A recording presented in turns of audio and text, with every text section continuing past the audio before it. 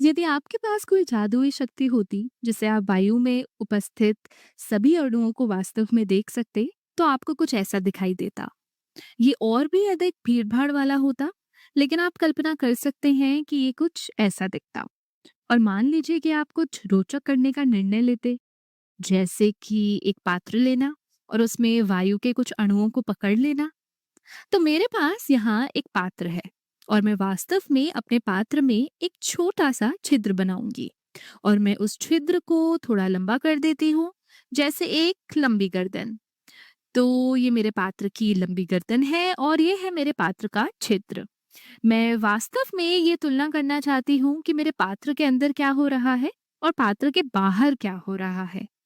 तो इसे निष्पक्ष बनाने के लिए मैं वास्तव में एक बैंगनी डिब्बा बनाने की कोशिश करूंगी, एक बिंदीदार रेखा के साथ।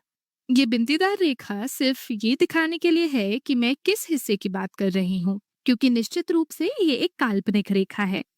मान लीजिए हम तुलना कर रहे हैं कि मेरे नीले पात्र के अंदर क्या हो रहा है और इस बैंगनी रेखा के अंदर क्या हो रहा है। अब हम जानते हैं कि वो बैंगनी रेखा वातावरण के वायु के एक निश्चित मात्रा को पकड़ रही है और उस वायु में अणु होंगे जो एक दूसरे से टकरा रहे होंगे और आपके पास बहुत सारे अनियमित टकराव हो रहे होंगे। जितनी बार टकराव होते हैं, वायु में दाब उतना ही अधिक होता है और वास्तव में वायु में मापा गया दाब लगभग 760 मिलीमीटर पारे का होता है। तो इस तरह हम वायु दाब के बारे में सोचते हैं और ये वातावरण में दाब है। और यदि मैं अपने पात्र का दाब मापूं तो निश्चित रूप से वो भी वही होगा, है ना?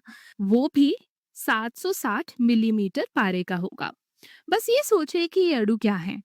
यदि ये 5 हैं, तो आप कह सकते हैं कि ये नाइट्रोजन है, ये नाइट्रोजन है, ये नाइट्रोजन है, ये भी नाइट्रोजन है और ये ऑक्सीजन है। क्योंकि याद रखें, ऑक्सीजन वायु का लगभग 21% है।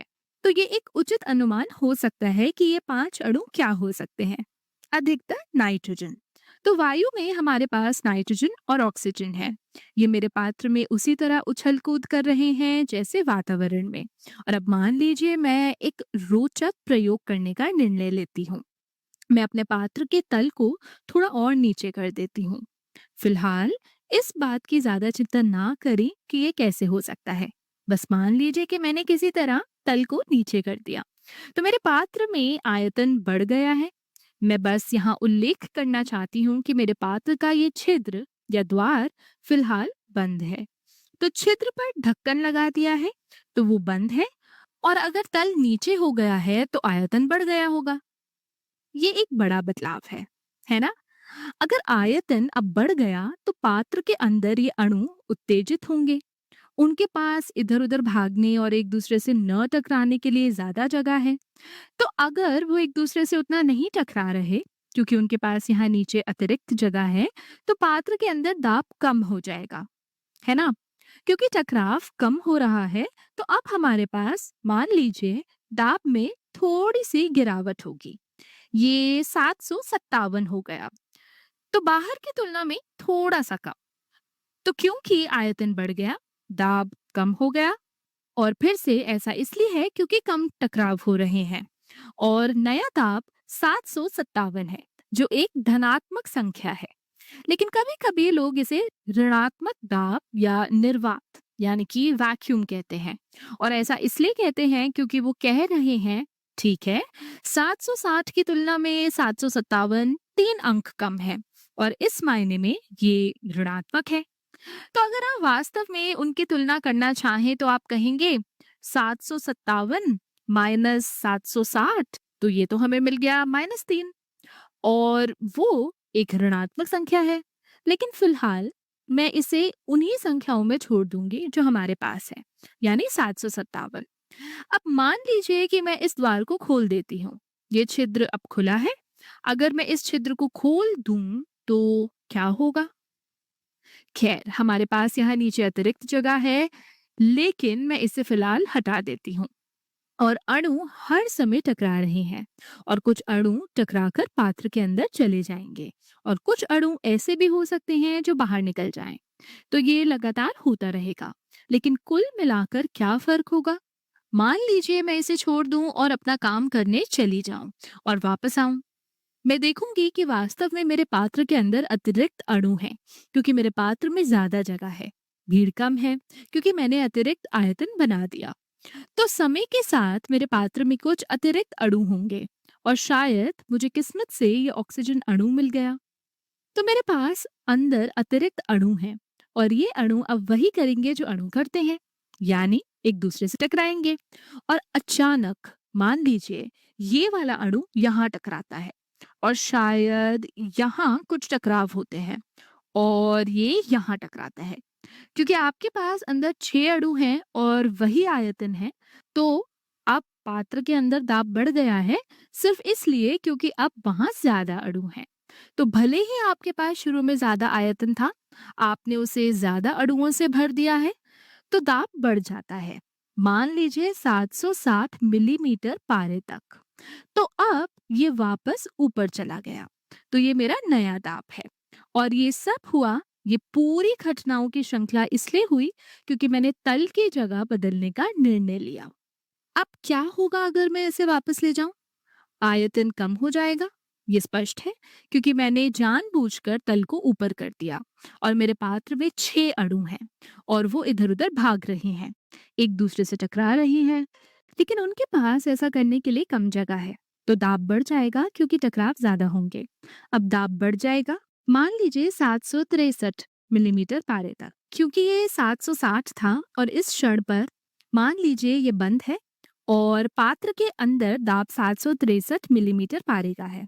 और ऐसा फिर से इसलिए है क्योंकि आपके पास ज्यादा अणु हैं, लेकिन आपने आयतन कम कर दिया है। तो अब पात्र के अंदर दाब वास्तव में बाहर के दाब से ज्यादा है।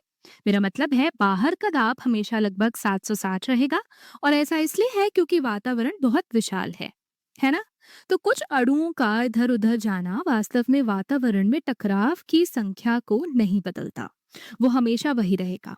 और अगर मैं इसे खोल दूं, इस द्वार को खोल दूं, तो कुछ अणु इधर उधर टकरा रहे होंगे, और इनमें से कुछ अणु बाहर निकल सकते हैं।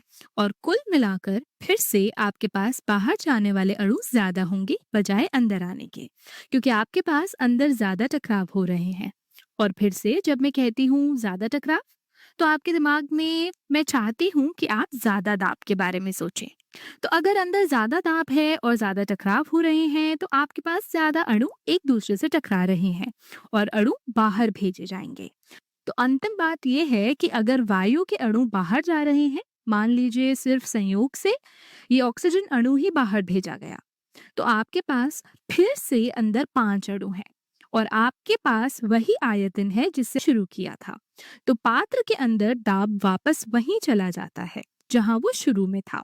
दाब गिरकर 760 हो जाता है, और मैं ठीक ठीक 760 इसलिए कह रही हूँ क्योंकि ये प्रक्रिया तीसरे चरण में तब तक चलती रहेगी जब तक कि पात्र के अंदर और बाहर टकराव की संख्या बराबर ना हो जाए। तो ये पूरी प्रक्रिया है। और वास्तव में मैं भूल गई थी कि जब हम 763 पर थे, तो कभी कभी लोग इसे धनात्मक दाब कहते हैं, उसी कारण से जैसे पहले ऋणात्मक कहा था, क्योंकि वो बस 763 की तुलना वायुमंडलीय दाब 760 से कर रहे हैं, और कह रहे हैं वाह, ये 3 अधिक है, तो थोड़ा धनात्मक है।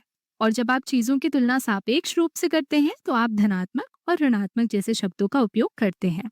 लेकिन यदि आप केवल कुल संख्या का उपयोग करते हैं, तो आप 757 या 763 पर ही टिके रहेंगे। अब इसका हमसे क्या लेना देना है? एक पात्र और एक छिद्र का मनुष्यों से क्या संबंध है? मैं आपको बस ये दिखाना चाहती हूँ कि यदि मैं अपने चित्र को थोड़ा सा बदल दूं, तो आप देखेंगे कि इसका हमसे क्या संबंध है। अब आप देख सकते हैं, पात्र के बजाय मैं आपके लिए फेफड़ों की एक जोड़ी बना रही हूँ। तो ये फेफड़ों की एक जोड़ी है, बायां और दायां, और ये वाला ऊपर की ओर कार्डियक नॉच के चारों ओर जा सकता है। और फिर हमारे पास छिद्र है, जिसे छिद्र कहने के बजाय मैं इसे मुंह कह सकती हूँ। ये मेरा मुंह होगा। तो हमारा सिर इसका छिद्र दर्शाता है, और ये नाक हो सकती है, और ये सिर हो सकता है। मैंने यहाँ एक सपाट सिर बना दिया है, लेकिन मुझे लगता है कि आप समझ गए होंगे। तो ये रही आपकी नाक, और ये रहा आपका कान। और मूल रूप से वायु मुंह से अंदर जा रही है और फेफड़ों में जा रही है और फेफड़ों से बाहर जा रही है, और हम इस प्रक्रिया को श्वसन कहते हैं। तो जब आप आयतन बढ़ाते हैं तो हम इसे श्वास लेना यानी कि अंतः श्वसन कहते हैं। तो यदि आपने कभी सोचा कि जब आप वायु अंदर लेते हैं तो वास्तव में क्या होता है, तो यही है। और जब वायु के अणु बाहर चले जाते हैं तो हम उसे श्वास छोड़ना यानी कि निःश्वसन कहते हैं।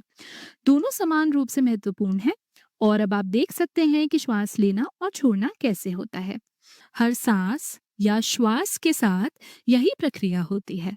आप धीरे धीरे आयतन बदलते हैं और अचानक दाब बदल जाता है, वायु अंदर और बाहर जाती है।